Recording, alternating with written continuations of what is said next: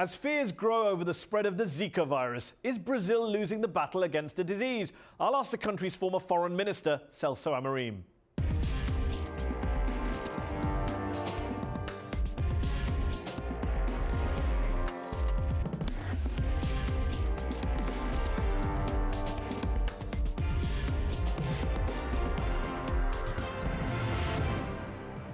I'm Mehdi Hasan, also on the show. In February 2011, Bahrain was swept up in the Arab Spring as thousands took to the streets calling for political reform and were met with tear gas, rubber bullets and live ammunition. 5 years later, has the human rights situation improved in the Gulf Kingdom? That's our debate. But first, the mosquito-borne Zika virus has spread across Latin America and the Caribbean, with Brazil in the eye of the storm. But is the country, in the words of its own health minister, badly losing the battle against the disease? And with Zika now strongly suspected to be linked to a spike in birth defects, is it wise for so many Latin American governments to urge women to delay getting pregnant? This week's headliner, from Rio de Janeiro, the country's former foreign minister and an advisor to the UN on global health crises, Celso Amorim.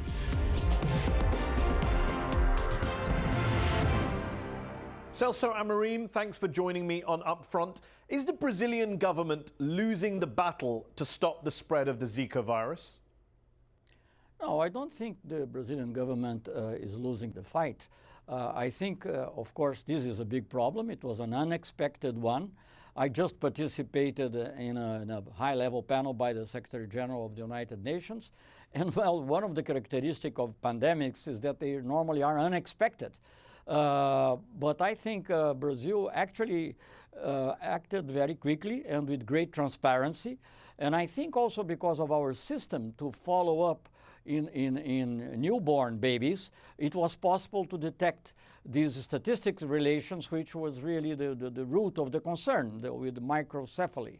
Yes, this disease that causes brain damage in babies. Several Latin American governments, Colombia, El Salvador, Ecuador, have officially called on women in their countries to delay getting pregnant. A Brazilian health ministry official in November advised Brazilian women to wait several months before getting pregnant, and then he withdrew the remark. Should that be the official policy in Brazil?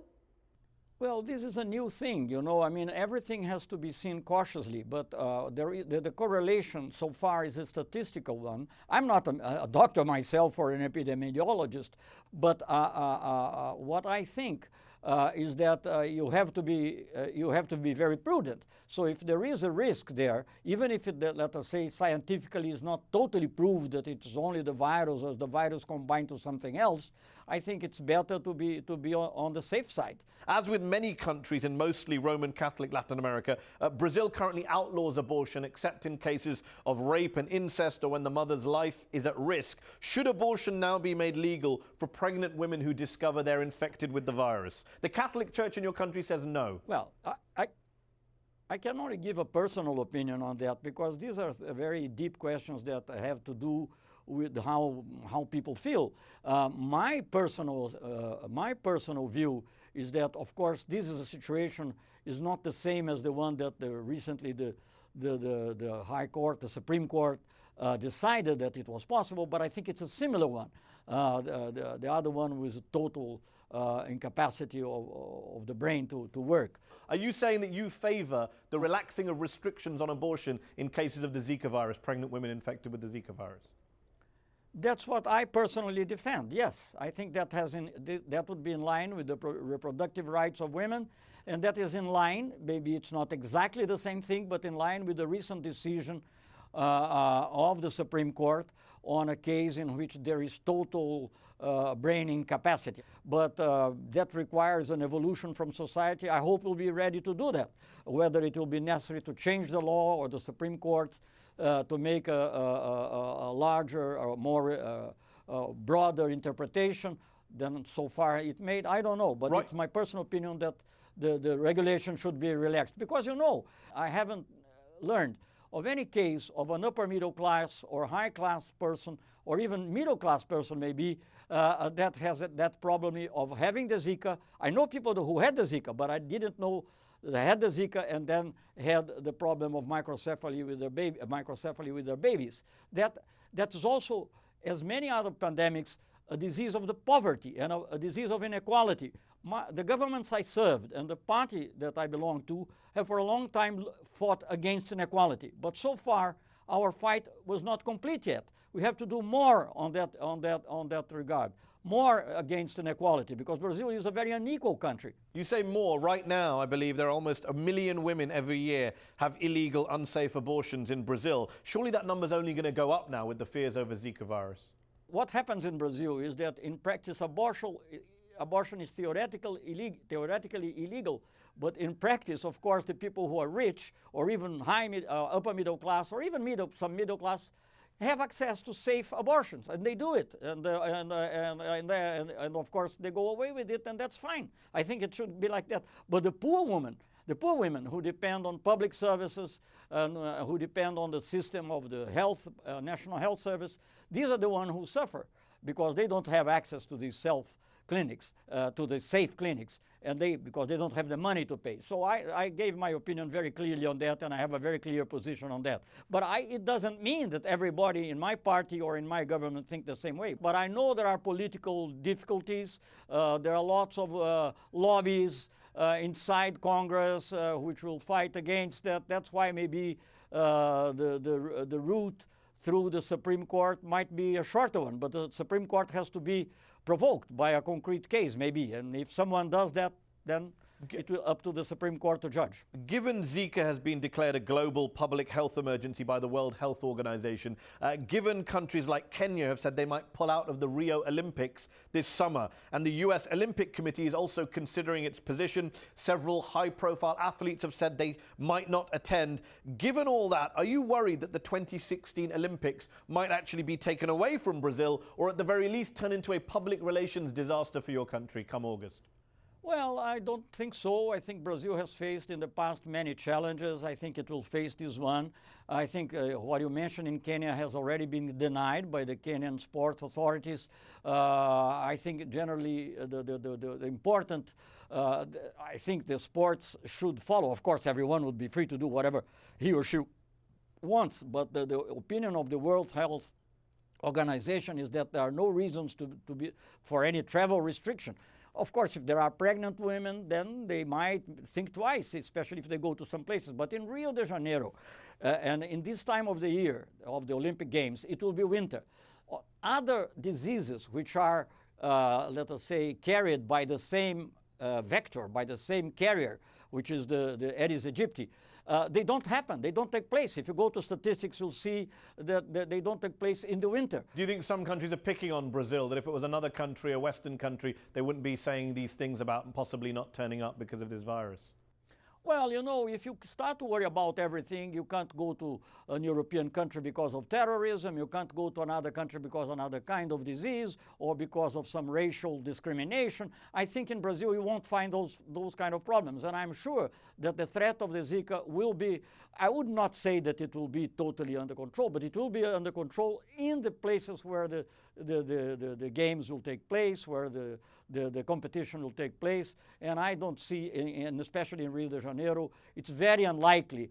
I mean, I'm not a doctor, I would repeat that, but the experience shows that this time of the year, it doesn't happen. As foreign minister under former President Lula, you helped mastermind Brazil's rise on the world stage. And when Rio was awarded the Olympics back in 2009, it was one of the fastest growing economies on earth. Today, you have not just a health crisis, but a political and economic crisis. You have protests, corruption scandals. Your president might get impeached. Brazil's standing in the world has been damaged, hasn't it? Well, I don't think so. I think it's, of course, we are going through a difficult period.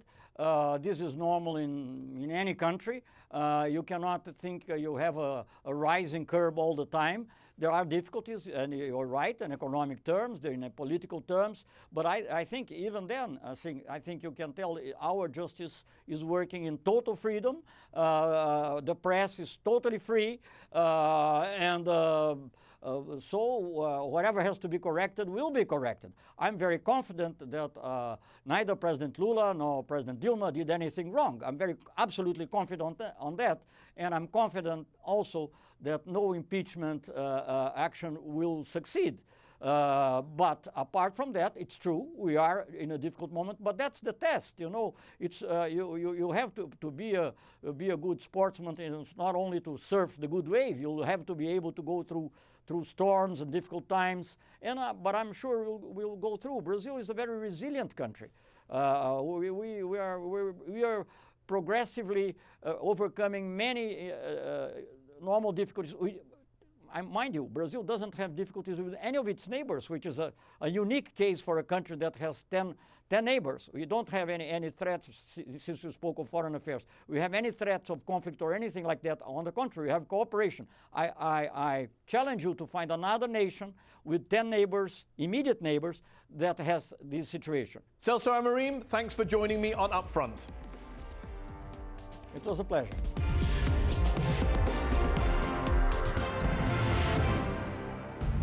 Don't you just hate the United Nations? Everyone seems to these days. Critics say it's bureaucratic, inefficient, wasteful, weak, corrupt. And the organization has been the subject of some pretty awful headlines in recent years. Look, yes, the UN has its problems, its flaws, its serious shortcomings, but can we get some perspective here, please? This is an organization whose annual budget is roughly similar to that of the Tokyo Fire Department, has fewer employees than Disney World, a smaller staff than Paris City Council. And yet the UN is saving lives every day. When Syrian refugees turn up on the shores of Greece or at the border of Turkey, it's the UN High Commissioner for Refugees that's there to welcome them and find them a bed for the night. In fact, UNHCR is helping support 55 million refugees and displaced people in 123 countries. How about the United Nations Children's Fund, or UNICEF, which provides immunization for 40% of the world's children? And then there are all those vital organizations whose names don't begin with UN, but are, believe it or not, part of the United Nations family. The WHO, the World Health Organization, which led the global campaign to eradicate polio, the IAEA, which helps to prevent nuclear proliferation, and the IPCC, which leads the fight against climate change. And then there are the UN peacekeepers, a minority of whom have carried out horrific and inexcusable crimes, and they must be investigated and punished. But again, big picture, there have been 71 UN peacekeeping operations since 1948, and UN peacekeepers are currently involved in 16 different hotspots around the world today. These troops, on a shoestring budget, often are the difference literally between life and death for millions of people. Now, is the United Nations often used as a plaything by the great powers, which use and abuse their veto on the UN Security Council? Undeniably so. And as a big, influential multilateral organization, the UN needs reform. It needs transparency. It needs democratizing. But the fact is, for all its many flaws, if the United Nations didn't exist, we'd have to invent it. Or as a former UN Secretary General once said, the United Nations was created not to lead mankind to heaven, but to save humanity from hell.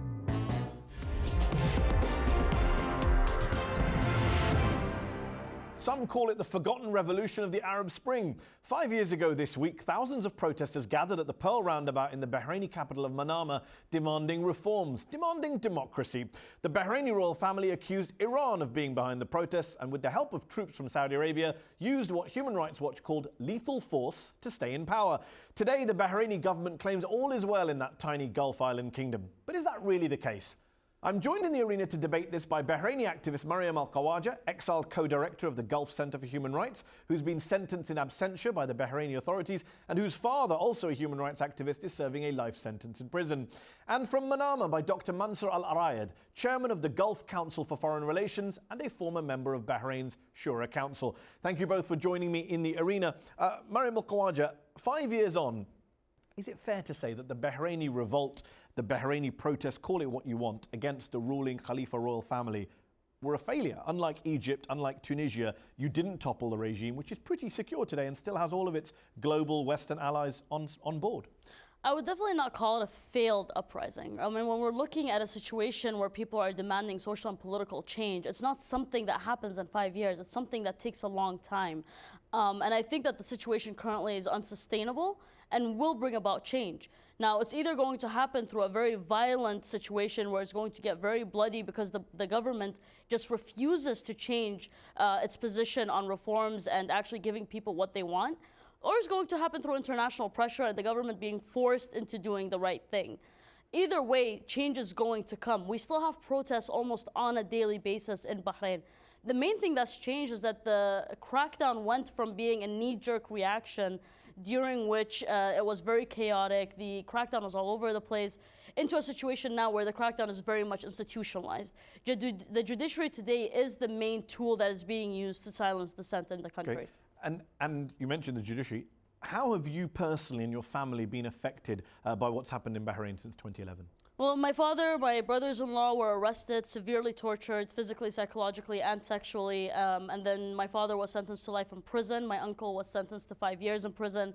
My brothers-in-law, who are not active on any level, were arrested just for being married to my sisters, were also tortured and then released after time in prison. And currently my sister is facing 3 years and 1 month imprisonment on one of the charges is ripping a picture of the king. And of course, our family is just one example of hundreds of families who are facing these things. Dr. Al-Arayed, you've said in the past that what's happened in Bahrain isn't a revolution. Why isn't it a revolution, and what would you call it? Mariam refers to daily protests still going on there. Let's just step back a bit and look at the big picture.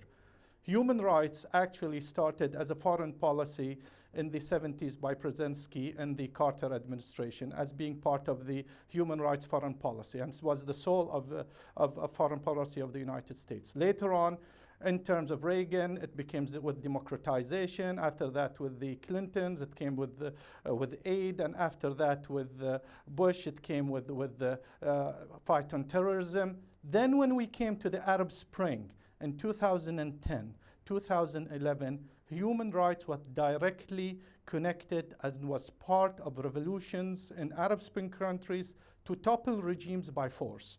This is exactly an important period in the evolution of Bahrain. Later on, what has happened? Bahrain opposition saw the opportunity to mobilize a revolution in Bahrain based on the spill-off of the Arab Spring, which in its context had human rights part and parcel of changing regimes by force. He's saying that you were trying to topple a monarchy by force in using human rights as an excuse. Do you want to respond to that? Yes, definitely. I mean, I don't think that human rights is an excuse. Human rights is essential to any situation in any country at any given time. Bahrain has if we're going to talk about history, Bahrain has one of the oldest civil rights movements in the region that started in the 1920s. We have witnessed uprisings almost every 10 years since the 1920s in Bahrain. The last one was in the 1990s. Human rights is not an excuse to topple governments. Human rights are essential, fundamental to any country if citizens want to live with dignity and with freedom and with the very basic rights that are mentioned in the Universal Declaration of Human Rights. But just to be clear for our viewers, are you calling for a toppling of the monarchy, or is it something else that you want? What is your end game of the Bahraini If we're opposition? talking about the situation in Bahrain right now, you have an opposition at Wafaq, which are calling for a constitutional monarchy. So that means not the toppling of the monarchy. If you're talking about the people on the streets who started demanding the stepping down of the ruling family, then yes, they are demanding the stepping down of the ruling family after people were killed on the streets for demanding basic things like a constitutional change and representation in government.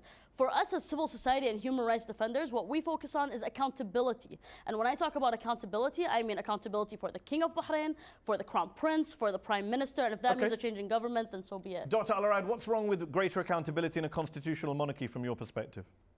No, let me just continue my argument here. Now, in Bahrain, when you had a failed coup d'etat, for example, in the Ministry of Health, that was an attempt to topple the monarchy by force, where human rights was part of that process. The next step, what has happened, and that is crucial in trying to understand what is happening on the ground. We're not trying to, this debate is not trying to point scores at anybody. I'm trying to explain what has happened and how can we go forward from a policy perspective. Yeah, but I'm asking you, you made a point about the doctors. Next point, are you saying that the doctors were attempting a coup d'etat from the hospital? I'm not talking about the doctors as people. I'm talking, there was a situation of a failed coup d'etat in the Ministry of Health. And therefore, it was interpreted in terms of the laws in Bahrain as a security concern rather than a human rights concern. This is where we are today. Wouldn't you say that people who advocate a republic in Bahrain, like Ibrahim Sharif, who was arrested, people who tweet critical things about the government, like Nabil Rajab, shouldn't they be released? The European Parliament says that they should be released, the restrictions should be lowered on speech crimes. You're again going into individual cases. I'm giving you from a policy perspective. The same thing has happened from the spill-off in Bahrain. The same thing has happened from the Arab Spring spill-off into France. The same spill-off has happened, for example, in Germany, where the interpretation, for example, of migrants has taken a context of a security rather than a context of a human rights, and therefore there was a proposal in France recently to amend the constitution. The same thing is happening in Germany. So this is not unique for Bahrain. The next step comes, for example, Bahrain, same as the GCC. They are facing the external challenges, which is basically ISIS and Iran, and we're talking internally. We have the challenge, of course, of governance. Now, this governance is not also unique for Bahrain, it's basically for the whole Middle East. Okay, it's not unique for Bahrain, Mariam, he says. I mean, going to everything that's been said, I don't even know where to start. I mean, to begin with, claiming that there was a coup d'etat within the Ministry of Health is something that goes against the government's own report, the Bahrain Commission of Inquiry, which actually said that doctors were arrested and tortured for treating protesters. So I'm not sure what Dr. Al-Arayad is actually talking about when the government's own report refutes the claims that he is making. The protest movement in Bahrain has been recognized by both international human rights organizations, but also by diplomatic circles, whether it's the US government or the UK government or otherwise, as having been a peaceful movement. Now, of course, what happens is that when people take to the streets to demand change, and the government's reaction is to start killing people on the streets and to arrest them and systematically torture them physically, psychologically, and sexually, it only makes sense that people start demanding that the government steps down. Let me put that to Dr. Al-Arayad. Dr. Al-Arayad, the Bahraini government's own commission of inquiry acknowledged that there had been torture and called for appropriate prosecutions. That hasn't happened. 5 years later, there hasn't been an improvement in the torture situation or human rights situation, according to Human Rights Watch, Amnesty International, the UN Human Rights Council, and others. That's a fact, isn't it? Listen, human rights currently in Bahrain and also in many countries, as I gave you two other countries, I gave you France and Germany, is taking the context of security. And therefore, its interpretation within the law has taken that trajectory. The question is, how do you shift that? How do you shift that to allow and work with human rights organizations to shift this interpretation that activity moves from a security perspective to a human rights perspective? This is not a challenge only for Bahrain. It's a challenge for many countries. Mariam Khawaja, it's a challenge for many countries. Well, I think that, to begin with, when we're talking about security versus human rights, you cannot compare Bahrain to France and Germany. You're talking about a country where there's no basic freedoms, whether it's freedom of expression, freedom of assembly, freedom of association. You're looking at a country where torture is still systematic and rampant. You're looking at a country where the population of citizens is between 600 and 700,000 people, and at any given time you have between 3,000 to 4,000 people in prison because of political issues. And so it's one of the highest per capita in the region, if not the highest. Definitely you can't compare Bahrain to Germany and France, where are countries where people actually have mechanisms, legal mechanisms to protect themselves, where basic fundamental human rights are actually respected. And so this idea that it's human rights versus security in comparison to Europe, it's a flawed argument to begin with. Dr. Al-Arayad, it's a flawed argument to compare the two. It's not, because when we're talking about GCC values and how to evolve these values. GCCs are monarchs, and we're trying to improve monarchs, yes, the current governance elements within the GCC. The question is, you cannot look at the GCC with the tools that Mariam Al-Khawaja is trying to do. You need to see it within the GCC context. The reason being, because it makes more sense to evolve it. The objective is how to evolve policy. The objective is not a debate, a court's debate. what would you say to people who say, look, you make these criticisms, you say you want a constitutional monarchy, why then does the opposition in Bahrain boycott elections when they get the chance to take part in elections? That's to be a criticism. First of all, of course, we need to separate. I am not part of the opposition, and I'm not calling for a constitutional monarchy. As a human rights defender, I'm calling for human rights, basic human rights, and I'm calling for accountability. We'll have to leave it there. We're out of time. Thank you for joining me in the arena. That's our show. Up Front will be back next week.